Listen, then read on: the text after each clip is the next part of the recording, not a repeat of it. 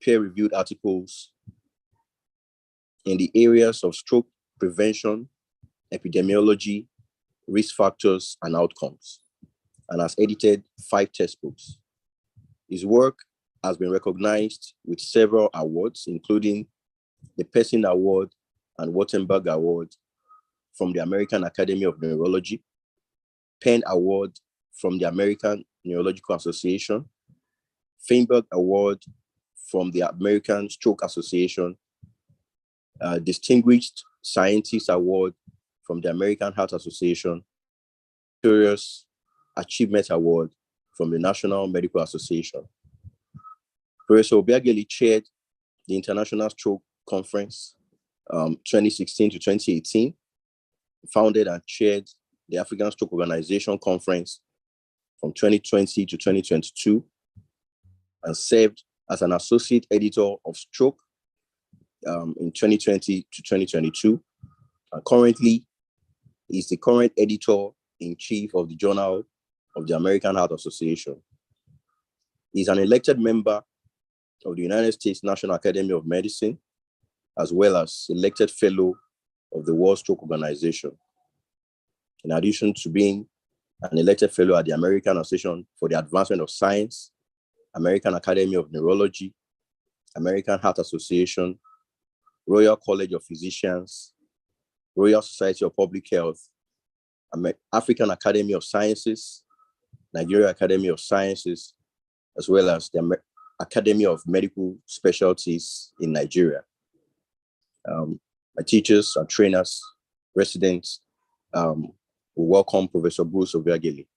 Thank you very much. Oh, thank you so much, Dr. Olalusi, for that very kind introduction. And good afternoon, distinguished colleagues and trainees. It's a profound privilege to have the opportunity to do this.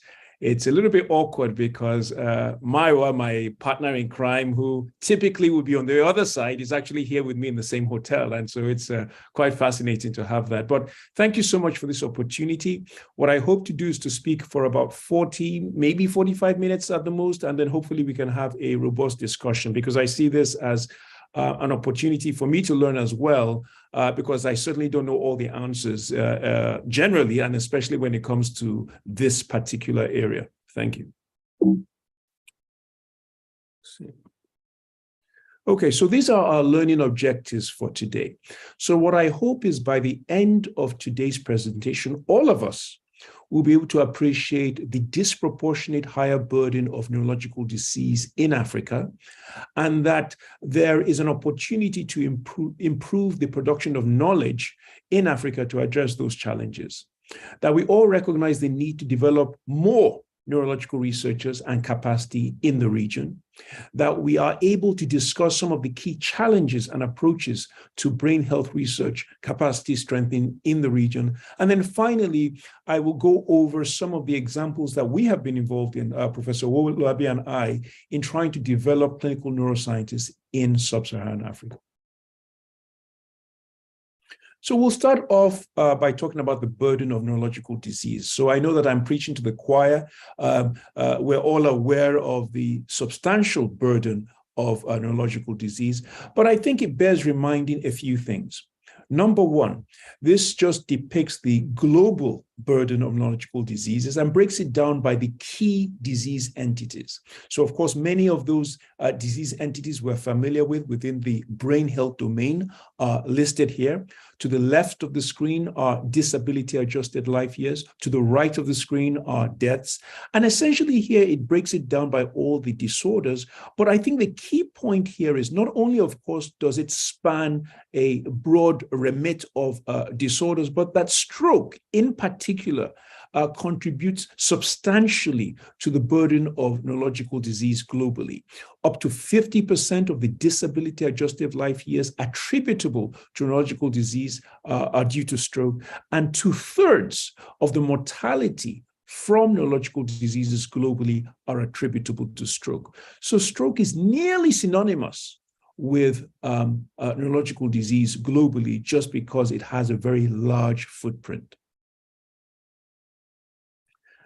And so when you look at trends over the last 2 to 3 decades when it comes to stroke incidence in particular, what we see is that the green curve below shows that in high-income countries, that the incidence, and indeed not shown here, but the mortality from stroke has dropped precipitously, about 25 to 30%. This has been because of better treatments of stroke, whether it's in terms of prevention or in terms of acute care treatment.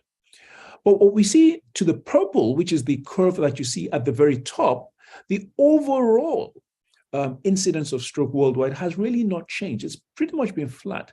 That has been because this drop in high-income countries has unfortunately been offset by a simultaneous rise in the incidence of stroke in low to middle-income countries. So the good news is in high-income countries, it's gone down. We know why it's gone down. It's due to things we can do to prevent. But overall, things are flat because it's been offset by this higher rise in low to middle-income countries.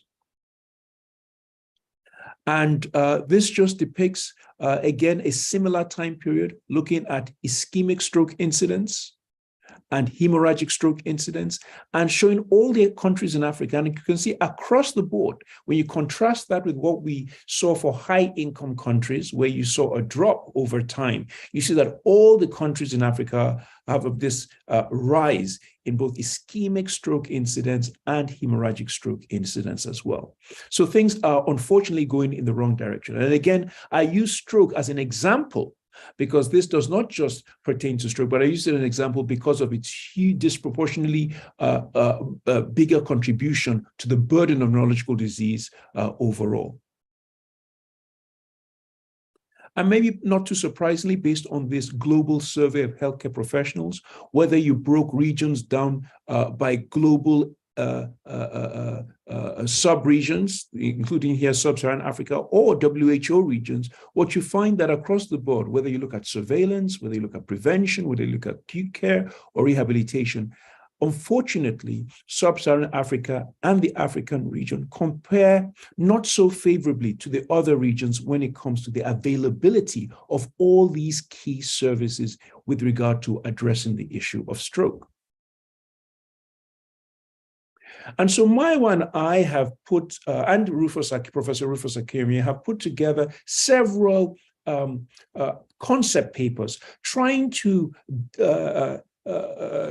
articulate what are the key challenges to trying to move the needle when it comes to improving neurological outcomes in sub-Saharan Africa, and what could be the potential solutions. And so, as you see in the very last row here, a key issue, of course, is that of brain drain and lack of adequate research capacity. And so, of course, the solution there would really be to try and build a research workforce, an adequate research workforce, and make sure it's sustainable. And so, of course, that brings us to really what the topic is today, is this issue of brain drain and a lack of adequate research capacity for addressing neurological diseases in Africa. So why bother? Why bother to want to build neurological research capacity in sub-Saharan Africa? Well, we know from work that many have done, including Professor Wolabi, that unfortunately the neurologist to population ratio in Africa pales comparatively when you compare it to the United States, for instance, or what is actually recommended by the World Health Organization as a minimum. So 1 to about 162,000 thereabouts. In the US, here it's about 1 to almost 30,000, and WHO recommends 1 per 100,000. So there's a paucity of neurologists compared to the broader population. We also know that there's a brain drain in which promising individuals, in trying to seek high quality training outside of the continent, leave and don't come back. And so a way to address the issue of the burden of neurological disease is to, of course, address this issue of trying to nurture promising individuals on the continent, to stay on the continent and help tackle the rising toll of neurological diseases in the region.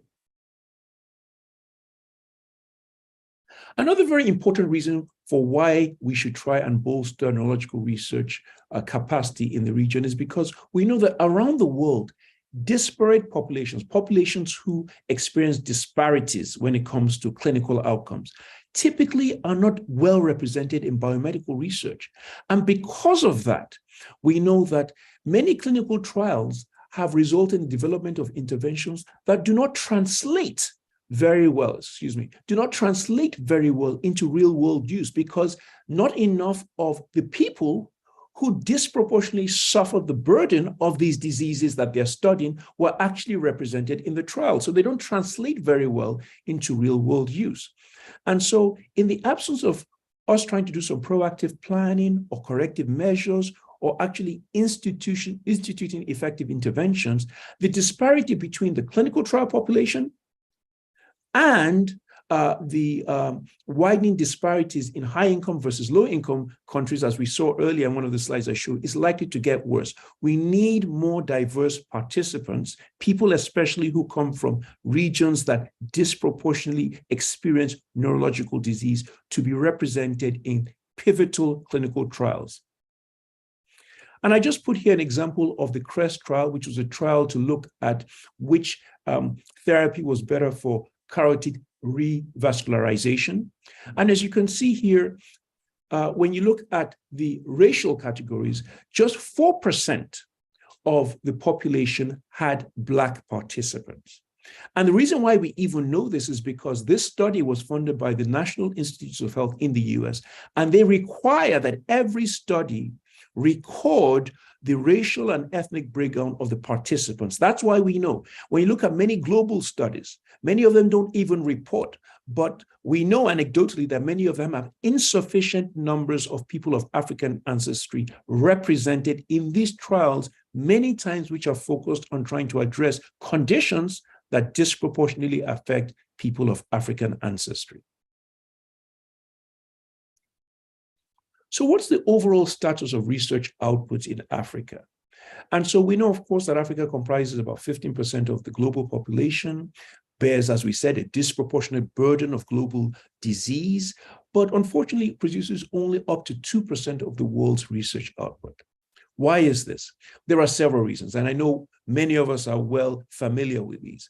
But again, you look at what I've highlighted here, there's a lack of critical mass of researchers, even where there are pockets of excellence. UCH is, of course, a pocket of excellence, but even then, it's not enough to actually meet the full burden of what we have, whether it's in Nigeria or whether it's in Africa as a whole. We also know that even when we do have excellent researchers in various institutions in Africa, they often do not have the adequate administrative, grant, communicative, or public engagement assistance that many of us here in the US or other high-income countries tend to enjoy. And then the other thing, of course, is that a lot of the research effort in Africa, well-intentioned and welcome, unfortunately comes from outside. So it comes from outside in. And as Maiwa and I always say, we would love to see a situation whereby we are not just doing what we can, but we're also contributing to solving problems outside of our continent. So an inside-out approach as opposed to just an outside-in approach. And this just underscores some of what I've said already. As you might see from this particular bullet, the African Union has set for a while now a target of 1% of GDP in countries to be invested in research and development. But available data show that only 3 sub-Saharan African countries so far are even close to coming to this: South Africa, Kenya, and Senegal at about 0.8%. When you look at the issues of investments in STEM compared to Asian countries, when you look at the issues of international research collaboration, it varies along the continent, but you can see there's definitely room for improvement. And so on average, African countries spend about 7 times less than what the developed countries allocate towards research and development. So it's one thing to talk about what's happening in a snapshot. It's another thing to look at trends over time. So this looks at a 20-year period of time and compares different regions. And unfortunately, and what it's doing here is comparing research capacity in the form of overall number of articles. So Africa versus other regions. And as you can see, unfortunately, Africa is down below here. So again, it's one thing to look at a snapshot, but look at over time. We're really not going up in the way that you might see other places are, like Asia. If you look at Asia and Europe, about an 89% increase over time. And so again, it's one thing to talk about what's going on at any one point in time. It's another thing to look at trends over a couple of decades and realize that there is much more we can do to try and move the needle.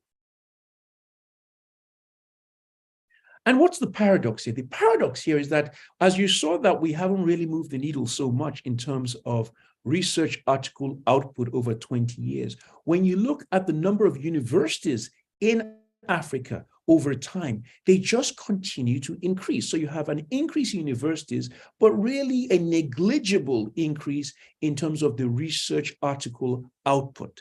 And so why is that? Well, it's thought that maybe there's an over-concentration on more professional degrees as opposed to dedicated research degrees, some of the issues we've mentioned already. And then because many times those who are doing research in Africa have to rely on international donor support for the most part, it's always very, very unpredictable. And of course, that lends itself to not allowing these universities, which are proliferating, to really be able to compete favorably and produce more research. I put this in an example of the journal Stroke, for which I was an associate editor, and Professor Wolabi is now an associate editor. I'm hearing an echo. Okay, that's gone. And just to show what the submissions to this particular journal, this is the leading journal in the field, and it's a snapshot from 2019, looking at the entire world. And so 0, as you can see there, are countries that did not submit a single article to Stroke. And then you go all the way to above 25%. And you can see when you look at our dear continent here, Nigeria, of course, is at about less than 1%. I suspect that is all Professor Wolabi and Professor Akiyeme's submissions, but it's not so funny, really, because you really see that there's a dearth of submissions. And we're not talking about publications, we're talking about submissions. So this just submitting a paper. So again, our work is likely cut out for us as we try and improve our output and our contributions to overall world research and science. This was work done by Professor Wolabi and I, looking at stroke prevention policy guidelines. We also looked at hypertension guidelines and diabetes guidelines, comparing the quantity and the quality of these guidelines in various countries around the world. And essentially what we found, maybe not too much of a surprise, is that the quantity and the quality did not compare too favorably in low and middle income countries compared to their high income country counterparts. So it's one thing to talk about the science, but it's one thing to talk about how you synthesize, interpret the science, and then disseminate that knowledge to guide people as to how they should apply the science. And again, that's another opportunity for us to try and do even better. So what would be the key benefits? Because again, this was the title of the talk I've been privileged to give, which is what are the benefits of having an African-led capacity building initiative or processes? Well, of course, the research, if it's done that way, is probably better aligned to and addresses key local scientific and health challenges. It's contextually appropriate. There's more ownership. You really see people on the ground being built and developed. And whatever is discovered or whatever is implemented is much more likely to resonate and lead to better uptake among local policy makers. So we've spoken about the issue of the global burden of neurological disease. We've spoken about the issue of the paucity of optimal research capacity in the region, whether it's overall or whether it's in terms of neurological or stroke. What are potential approaches we could take to try to strengthen research capacity in the region? So many of you might be aware of this particular model, a hierarchy of needs model for systematic capacity building. And essentially, each particular level builds upon itself. But really what this model posits is that the institutional infrastructure is crucial if you're going to have a sustainable way of building capacity, research capacity in a particular region or locality.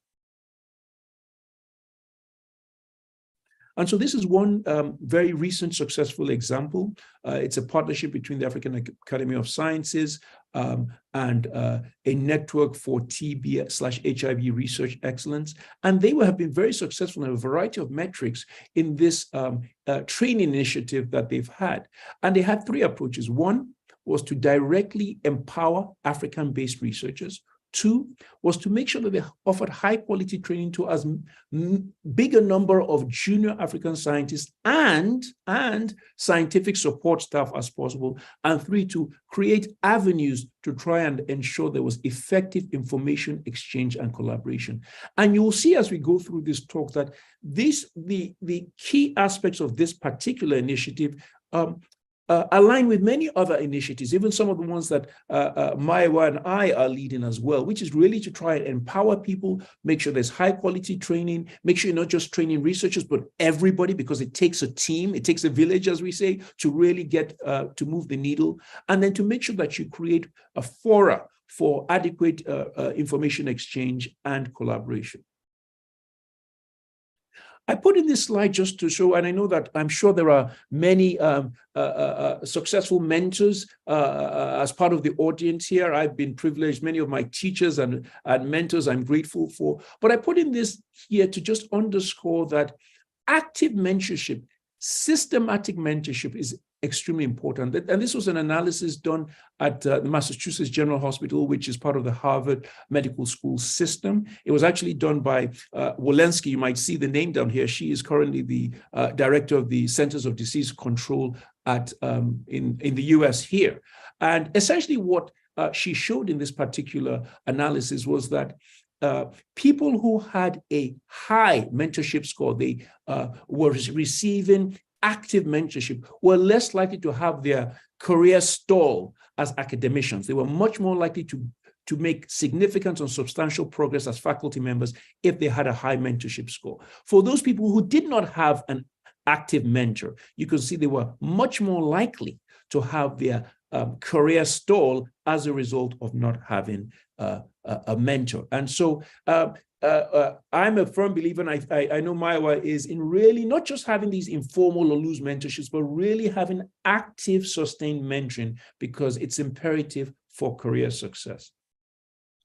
Some of the best practices or principles for mentors, and as I have embarked on being more of a training program mentor, I've realized that one has to really be deliberate and systematic about how one goes about doing things. There are a variety of best practices or areas in terms of the personal. What should you be focused on? What action should you take? And on an institutional level, what kind of environment should you be trying to foster to make sure that mentoring is really, really thriving in your own academic milieu? What are some potential curriculum contexts? So we are thinking about how do we build research capacity for neurological disease in Africa? What should we focus? There's so many things to focus on, but I put in two tables here just to underscore, in my mind, in my opinion, based on what I have seen from the literature and successful initiatives here in the US and in the UK, are key curriculum content that could be very helpful when you're trying to build capacity in underserved regions, really trying to impart knowledge about social epidemiology, multi-level modeling, how to best deliver healthcare in that particular system. Community-based participatory research is very important because the context is very important. Implementation science. Of course, this is not exhaustive, but these are some of the very important areas.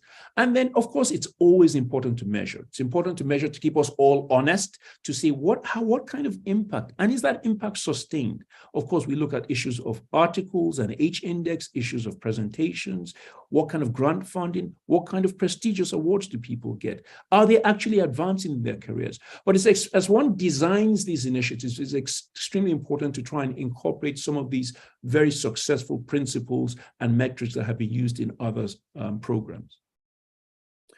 I would be remiss if I didn't put the Delta's Africa initiative into this talk. Many of you are aware that this is a collaboration between the Wellcome Trust and the Gates Foundation. It's been very, very, very successful. But really the success or the key innovation here was that the Wellcome Trust handed control and ownership over to the African Academy of Sciences, right? And so it's really an African-driven initiative. And arguably, it will be one of the most impactful initiatives so far in terms of research production, who's been trained, strengthening of institutions. But nonetheless, despite all the successes of the Delta's Africa program, there have been some challenges. So it's always difficult, especially when you're doing something regional-wide, continent-wide, to make sure that all sites and institutions have the same similar culture and the same kind of capacity. Very, very difficult. Sustainability beyond the grant funding is also difficult. The issue of protected time to actually think about research, internet speed issues. I'm sure many of these challenges, many of you are familiar with, but nonetheless, it is reassuring that this particular type of model is working and could be an exemplar for neurological initiatives. So this is my final section, and it's really to talk about some of the things that, again, my partner in crime, Professor Willoughby, and I have been doing to try and move the needle in our own very small way. And so I say this all the time. I first met Professor Willoughby in 2008 in Chicago at the American Academy of Neurology. He and Rufus, we met, and we struck up a conversation which thankfully has been very, very productive over time. But so why I put this slide here is because one of the ways to try and bolster neurological research capacity in the region is to just get into the research. So Maya, Rufus, and I just started to, we just started to talk about collaborating and submitting grants. And in doing so, in those collaborations, we built a network that has allowed a lot of people to be trained and to build capacity that way. So rather than say, well, we're going to teach people, we said, let's just start up, let's get some pilot data going, let's apply for grants. Once we get those grants, we're going to be aggressive about that, try and make sure we have the best science possible. And in the context of those grants, we're going to build careers. And we've all been built. I've been built through that. Maiwa has used, I can see all the successes here, thank goodness, from all of that. And Steve Safford, of course, is in Ghana. And it's every time I see this slide, and I'm so proud because it's not because it's me, but just seeing us all come together to try and do this in our own little way has been very gratifying. And you can see Myra, Rufus, and Steve, and many others are competing on an international level in terms of research grants, in terms of international prestigious awards and positions. It's really, really been, and this, I know more can be done. And this is just one of our major studies of Cyrene. Just from Cyrene alone, lots of publications, lots of presentations. We have our cardiology colleagues involved. We have our radiology colleagues involved. And so it's really been, I think, an avenue for trying to build capacity. I'm part of this SCART initiative funded by the National Institutes of Health here in the US. It's a consortium of universities in the US, which are now partnering with universities in Nigeria and Ghana, in which we're enrolling, and we have been enrolling up to 100 physician trainees in Africa. And what we do is they're all in it for about 2 years. They have intensive research courses. They have mentorship, of course, which is very important. They have some pilot funding. So once as they have this progressive involvement in the program, when we see that they're doing well, they have a good idea, we give them some pilot money in order to be able to do their work. And so I'm a PI along with Professor Gbenga Ogudigbe on this. And the whole goal here is, again, to try and develop a sustainable network of follows with scholars with scientific research expertise.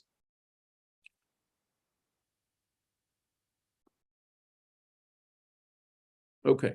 And then there's the talents. Maiwa and I are the PIs of this particular program. We only just started last year, and Dr. Lalos is a part of this. But essentially, this is focused on neurological diseases. As you can see to the right of this slide, several partnerships here within Africa, beyond Africa. This is funded by the National Institutes of Health. But at the end of this time period, we want to do two things. We want to have well-equipped scholars, well-versed in neurological research, who are able to sustain a continued development of successive generations of people coming into the pipeline. And so at the end of the day, what we hope is to be able to create an independent master's program in neurological research, the first of its kind in the world at UCH, which will now prepare incoming people in the field of doing neurological research. So the scholars that we train will be retained as faculty as part of the program. It's going to be an online master's program, so people can be faculty and participants from anywhere in Africa. But we think that this is a way in which we can try and, because the US government can't fund us all programs, in perpetuity. And so how does one assure some level of sustainability? I think it's by taking that money, investing it in promising people, and inviting those promising people to now pay it forward, so to speak, so that we continue to do this. This is just the talents conceptual model. I won't belabor this, but we have a theory-based training and mentoring model. And the whole idea at the end of the day, of course, is to have wonderful academic success. These are our scholars, the inaugural cohort of scholars. Ibrahim Musa, he's actually a hematologist at Aminu Kano Teaching Hospital. Fantastic gentleman. We have Priscilla Ado Opare, who's in Ghana. She's currently also doing a PhD at the same time. As part of the program, they do a certificate in clinical research, and a couple of them, one or two of them in each class, will go ahead to do a Master's of Science in a degree, which is an online degree done through the Medical University of South Carolina. We have Sarah Matuja, who's in Tanzania, and we have, of course, Dr. Olalisi as well. So we're very excited, and we put out a call earlier for cohort 2. We've closed, the deadline has closed. We have several applications, but we'll be looking through those and interviewing people and coming up with the new scholars for the next cohort of talents. Another partnership between Professor Wolabi, Professor Kinyemi, and I, and this has been the launch of the African Stroke Organization. And again, remember, this all started from that meeting we had in Chicago in terms of grants, but now led under Rufus's terrific leadership to the launch of this African Stroke Organization in 2020 with a corresponding pivotal paper announcing the organization. And I've been privileged to piggyback on that. We got a grant from the NIH to now found the African Stroke Organization Conference. And we've had 2 spectacular conferences so far, 2021, 2022. And so as you can see here, this is what we do. We have scholars, young scholars present their abstracts. And then we do some career development for them. We teach them about research. We give them feedback on their projects. We tell them how to navigate the murky academic terrain. We have key scientists present their work so they can be inspired by that work. And this is just a sampling of, it's a very busy slide, but just a sampling of the various people who've presented at ASOC over time. Again, we've tried to make sure that it's well represented over different regions and different aspects of stroke.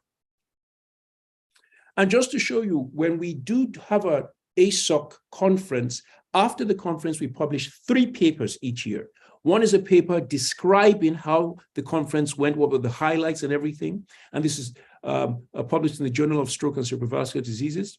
We also have all the abstracts that the scholars submitted are also published in the Journal of Stroke and Cerebrovascular Diseases. And finally, as part of the conference, we started the Oshutoku Award Lecture, in which we invite somebody who's done significant work to address the burden of stroke in Africa to give a talk. In 2021, it was Richard Walker. And so that particular lecture is then written up in the format of manuscript. So each year after the conference, we have 3 manuscripts linked to the conference, one to get scholars published in terms of their abstracts, but again, to bring more attention to the conference itself.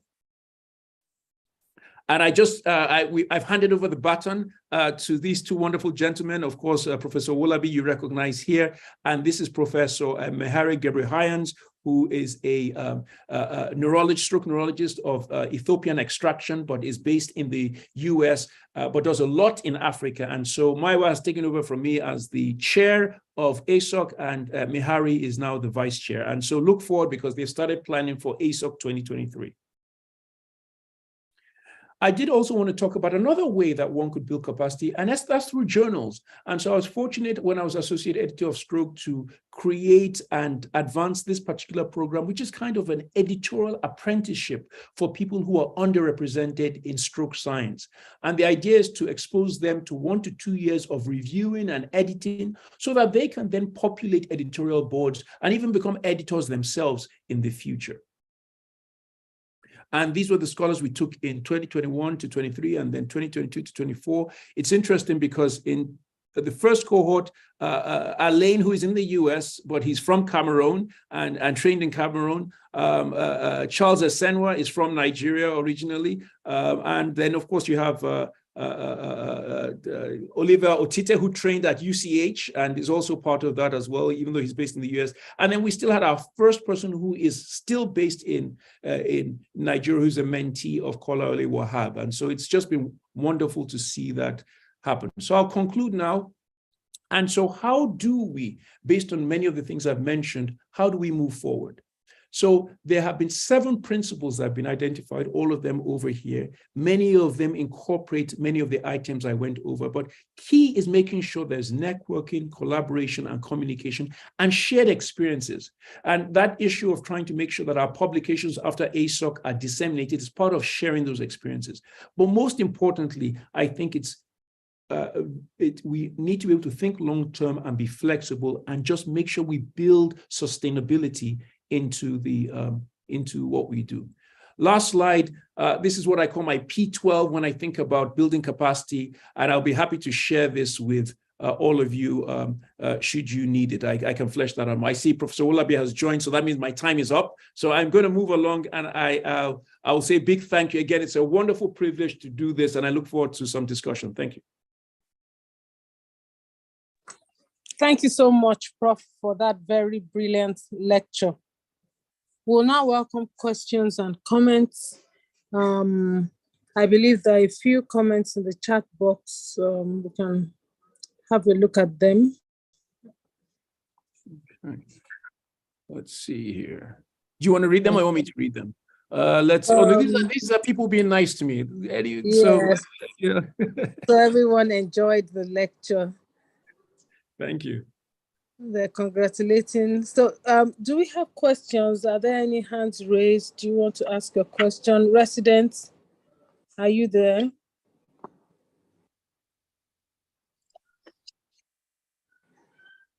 Thanks, Steve. I didn't know you were in the audience. That's Professor Safo. Thanks. Thanks, Godwin. Appreciate it.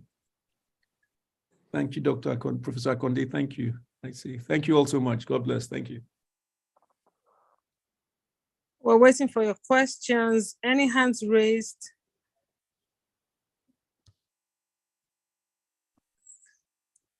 We can see your comments. Everyone enjoyed the lecture. So somebody asked a question here. How do medical students come in as early as possible? I think that's a fantastic question. And I did not have time to talk about this at the end, but this is what I was going to talk about, which was, as you can see, the first thing is pipeline. What we found is that the earlier you start, the better. The earlier you start to engage people in scientific research, the better. So the US, as you may know, has many avenues for supporting both medical students and residents very early. They even create tracks for them. So if somebody shows promise or anything, they create a special track for them. They might give them some money, a little bit of support to do things. But it's very important to start early. It's important to start early because, one, you're able to groom people very early, but you're also able to engage people, because if they're not exposed to research early, some people who otherwise might be fantastic at it don't get the opportunity to actually follow through. So that's a key question.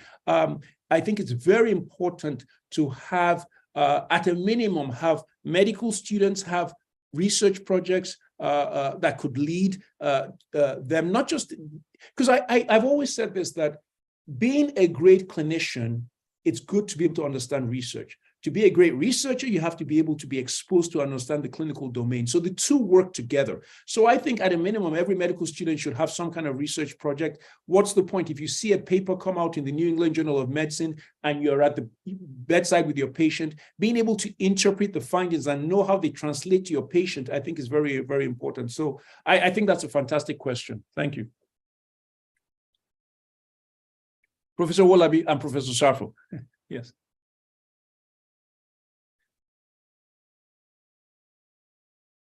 I think you're on mute, Maiwa. There are a few more questions. There are a few more questions. Go ahead. Okay. In the chat box. Okay. Yes, sir. UCH has an ongoing purpose-built stroke center. How could your research really help in equipping the center? Thank you. So the stroke center, I'm not, so when you say ongoing research, purpose-built research, how could your research fund help in equipping the center? I'm not sure. Does the person want to come and explain that question? Because I'm not so sure I follow. In equipping it, do you mean with people, with equipment? I'm not sure. Maybe Maiwa will have a better context for that. I don't. Okay. So that's the Chief Medical Director, Professor Wolabi. Yes, I think we're working with the Chief Medical Director, with Professor Akinyemi, and with the Angels Initiative, to ensure that we have some form of support to improve stroke care in the University College Hospital. So we've started having some meetings and we are making some. Professor Bole is also part of that effort. So hopefully that will yield some fruit very soon. Just want to. In terms of, I just address the Chief Medical Director's question, because that's the reason why it's a great question, of course, as Professor Wolabi knows, is that having the right type of clinical infrastructure is imperative for doing the right kind of research. Because that's how, the patient, if you get the right kind of patients in and you have everything, you're able to do research so much easier. So I think that's important. No, thank you. Go ahead, Maiwa, sorry. Yeah, so I was going to also mention, even though you didn't mention that, there is also grand mentorship. And in the room we have Professor Oguniyi, who is really our grand mentor. Yes. Yes. Thank you. Good afternoon, sir. Good afternoon, Prof. Yes, absolutely. Absolutely. So there are a few comments you missed out in the chat box. Professor Wole's Professor Wole, how can we translate improved research capacity to improved neurological services on the African continent? Then another person asks, what is the place of public health professionals who is not a clinician? No, absolutely. And those two questions are in some ways related. They're great questions. Thank you, Godwin, for that. They're great questions. And this is something that, and Godwin, of course, is part of Cyrene and many of the things that we do. The way you do that, of course, is to incorporate clinicians and the community and the leadership. So like the Chief Medical Director who asked the question, for instance, if a study is being done, it behoves us to incorporate and let him know or her know, I'm not sure, so I apologize, about the study, because if it's successful, it's much easier to be able to incorporate it or scale it up. And so the issue, as Maiwa and I have learned, and Godwin, of course, you're aware of that, is really to start early and build that into what you do. Because if you do something in isolation and the findings come up and you're now trying to translate that or into either public health, to the question that was the other question that was raised, or into clinical care, it's going to be very, very difficult. And we're realizing that more and more in the US. So people that do the studies, when they do the research or clinical trials, they're like, we're done, we've proven it, we're done. Somebody else should take over. What else do we need to do? But we now know that what's the point? What's the point on having this wonderful controlled environment where things are perfect, and then you haven't really thought about how this is going to translate into the real world. So that's extremely important. I saw Professor Sarfo. Yes. You said your thoughts on how African researchers can launch into clinical trials. I think, no, Steve, and I think the issue is I would love to see a situation whereby more and more Africans and African sites are involved in industry-sponsored trials. I've tried to do what I can to refer industry sponsored trials to Africa. Many times they say, oh, are you sure? Can it be done there? I know it can be done there because I work with my colleagues who are phenomenal and I know it can be done there. But the way to get into those networks. So say, for instance, they're doing, and I know you're asking this, Steve, because of all those landmark trials that there are very few people of African ancestry that are recruited as participants. It's because people don't know. So I think that people should really try and get involved as much as possible in those particular trial networks. Professor Kolawole Wahab, who is at the University of Ilorin, has done a fantastic job. His site is the lead site in many of these transcontinental studies that are going on. But again, many of those studies are government-funded studies. What I would love to see is more industry-funded studies, pharmaceutical companies, device companies, sponsoring trials that involve African participants. And it's great because, one, you're doing science. Two, they have a little bit of a broader financial base, and so they tend to come with it. They're a little bit more lucrative, and so the opportunity is not just to build the science, but actually to build your own infrastructure as well. And so I'd love to see more of that. And of course, by being involved, one becomes more adept at clinical research design, methodology, and implementation. But I think that is part of it. And so at the bottom of this screen, I see partnerships. I really feel that the partnerships are key, and they cut across whether it's other professionals, whether it is research grants from the government's NIH, or research grants from foundations, or research grants from industry. Thank you. Let me see if there are other questions here.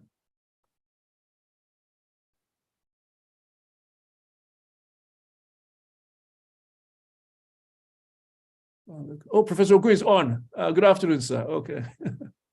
Let me see. Good afternoon. I'm not allowed to unmute. I wasn't allowed to unmute myself. I've just been able to. Great talk as always. Thank you, sir. Thank you so much. Thank you so much. Done. Thank you, sir. Thank you, sir. Bruce, well done. Thank you so much. Very nice presentation. Thank you, sir. Thank you, sir. There are a few other comments. Okay. Professor Akeyemi and then Dr. Olumide in the chat box. Okay. Yeah, no, so my brother Rufus, thank you. You know, I'm presenting our work, so we should thank ourselves. So thank you very much.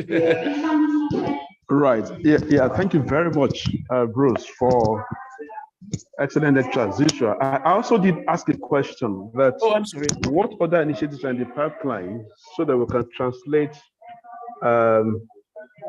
neurological brain drain to bring gain for Africa? How are you going to bring in many more of our colleagues in the diaspora to do what you are doing, for greater impact on the continent?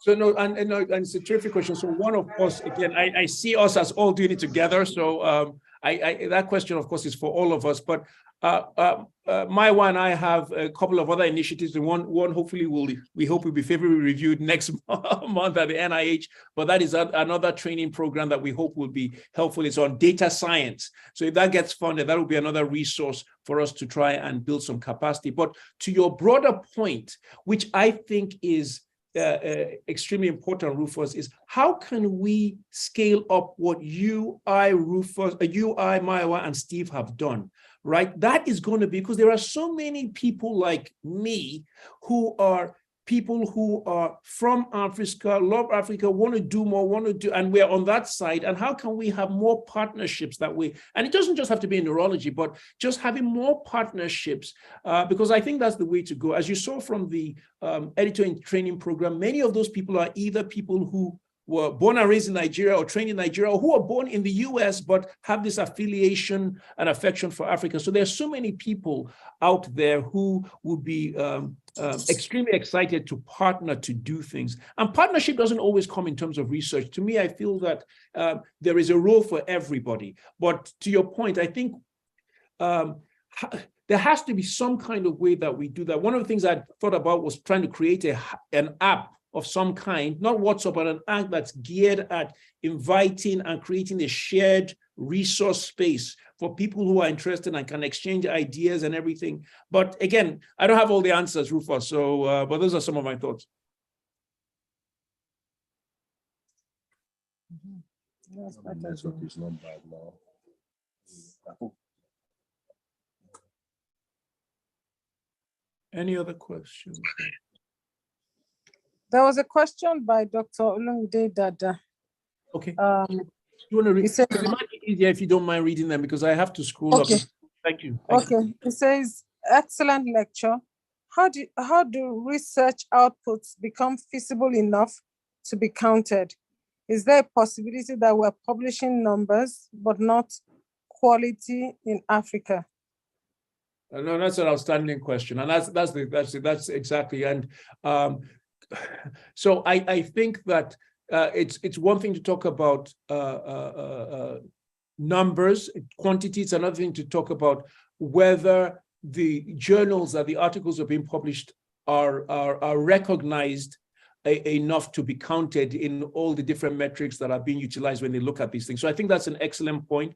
I do think, and Maiwa is even more aggressive about this, and he's always looking at, I want to put in the best journal possible. So, and I think that's part of that. And again, Maiwa, you can speak for yourself, of course, but part of that is this issue, making sure that science and scientists from Africa are profiled in the most high-profile avenue possible, not just because it helps your career, but it really counts for Africa and for what we are doing. But again, there's another question to this. How can we make indigenous journals of even higher profile as well? So it's one thing to say, oh, we all gravitate towards the stroke journals, the JAMA, the New England Journal, the Lancet, the BMJs, but it's another thing to say, how can we make our own journals even more formidable in order so that when articles are published there, they are recognized and recorded when they are incorporated into the metrics.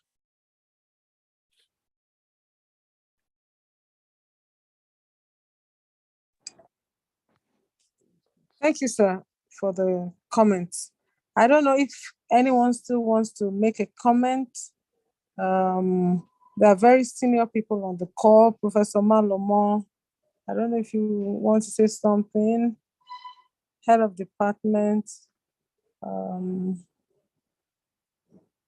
Any other questions?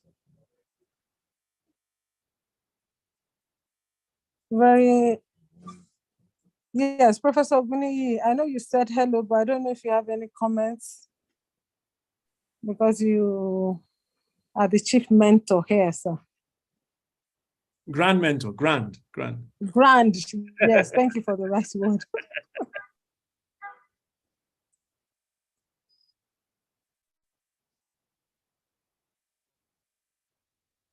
Okay. Echodima. Well, I'd like to thank Bruce for an excellent presentation. I was actually going to ask what the contribution would be and how he would help Department of Medicine, apart from his ties with Mayowa Olabi. But I think we'll discuss that later. Excellent presentation. Thank you. Thank you, Ma. Thank you so much. There's a final question from Professor Safo.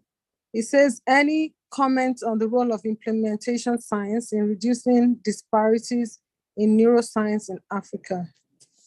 Absolutely. I mean, that's a a question that Steve knows the answer to. Absolutely, a huge role, and which was why, of course, when I mentioned the kind of curriculum content, if we're going to build, I had, implementation science looming large here. That is extremely important. When it comes to disparate, vulnerable, underserved populations, implementation science is the key. And so whenever one is building a program, I think that needs to be a core in whatever program that one is building. Yeah. Thanks, Steve. Okay. Professor Olabi, any comments, sir, before we round off the meeting?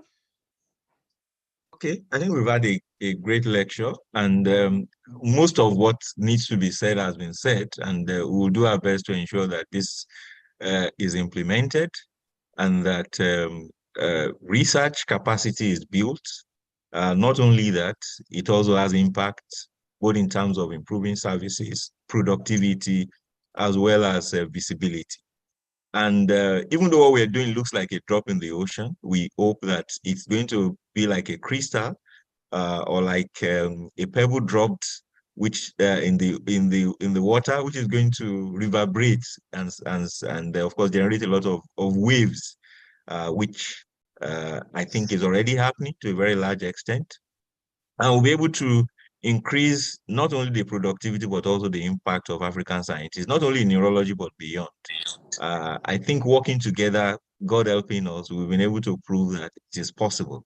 It is possible to transform science, and it's possible to also have impact controlling neurological diseases, not only in Nigeria, but in Africa as a whole. And in fact, like Bruce said, our vision and our dream is not only to lead this in Africa, but actually make Africa the leader globally. It is also possible. We will work towards it. Thank you so very much for the platform. And again, a special thanks to Professor Oguni and members of the neurology team, the Department of Medicine. And of course, Bruce, for allowing this to happen, despite the fact that it was very difficult.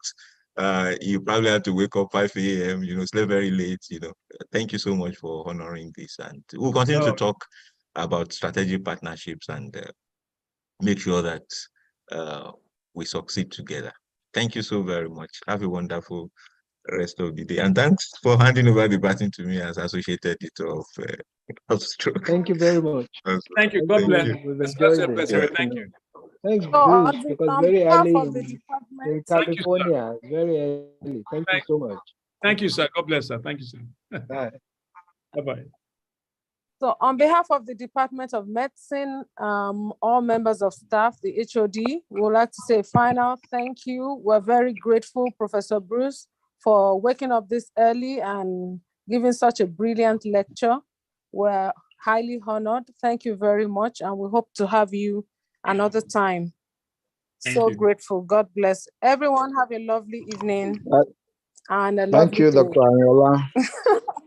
Thank you so much, so Adebiyi, for helping us with the IT, to make sure the lecture goes on very smoothly. Thank you. Took about 2 weeks of preparation. Thank you, Dr. Adebiyi.